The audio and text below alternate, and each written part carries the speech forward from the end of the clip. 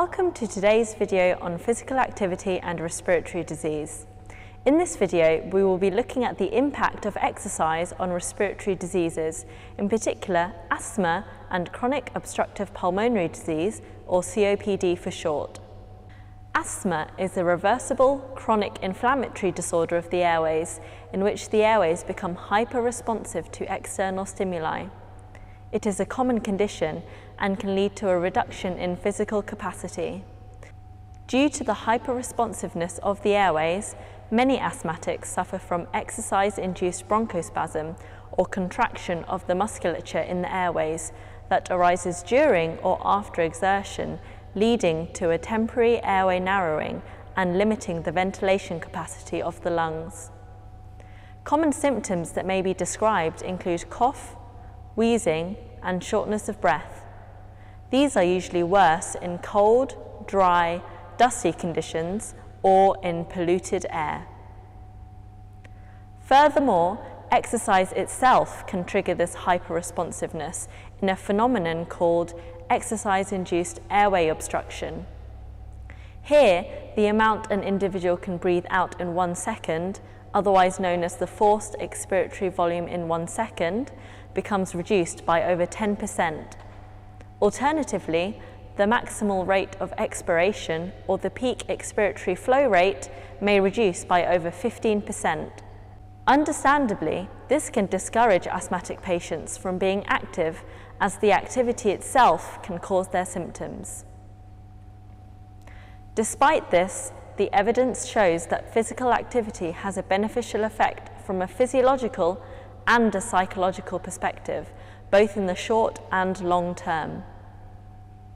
First off, for some patients, repeated exercise can reduce the symptoms triggered by exercise-induced airway obstruction and improve symptoms when not exercising too.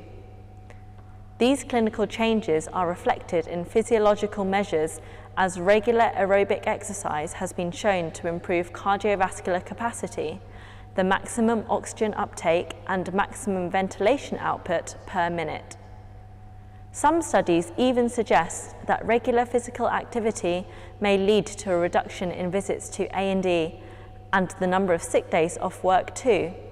However, there is a limited amount of long-term evidence. The key benefits of exercise training in people with asthma are improved cardiorespiratory fitness and increased exercise capacity. Precautions against exercise-induced symptoms should be taken to encourage exercise for these patients. Inhaled beta-2 agonists, such as salbutamol, taken 15 minutes before exercise with an extended warm-up and gradual cool-down, help to minimize and prevent the symptoms of asthma. It is important to note that although physical activity may improve these symptoms, for safety reasons and to avoid acute exacerbations, patients should not exercise if they are actively wheezy or if their peak expiratory flow measurements have declined. COPD is a disease that encompasses both chronic bronchitis, emphysema, or a mixture of the two. Over time, there is progressive damage to lung tissue, inflammation, mucus buildup, and narrowing of the airways. This narrowing results in obstruction to airflow and consequent dyspnea, or shortness of breath. Patients with COPD may enter a vicious cycle of inactivity, whereby activity can provoke breathlessness, leading to anxiety regarding movement and causing a more sedentary lifestyle. This can then negatively impact cardiovascular capacity and reduces peripheral muscle strength, which contributes to a worsening level of function and exacerbates the breathlessness and anxiety.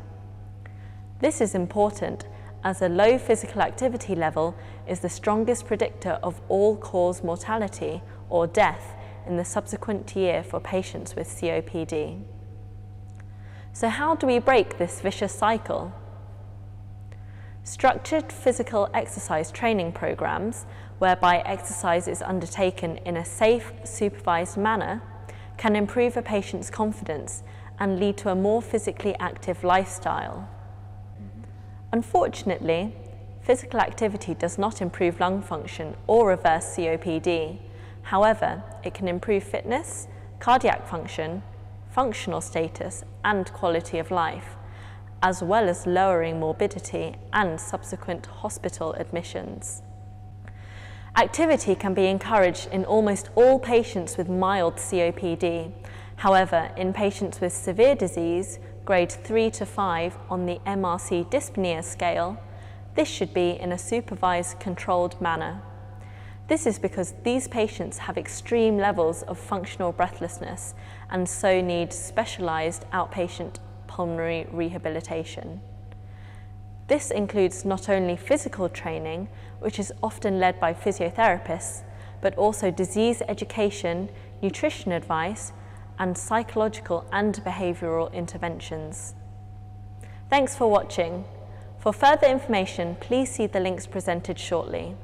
Please remember, to make a difference for our patients, a clinician must understand the patient's cycle of inactivity, how it can be broken, and how a patient can become motivated and supported in an empathetic and non-paternalistic manner.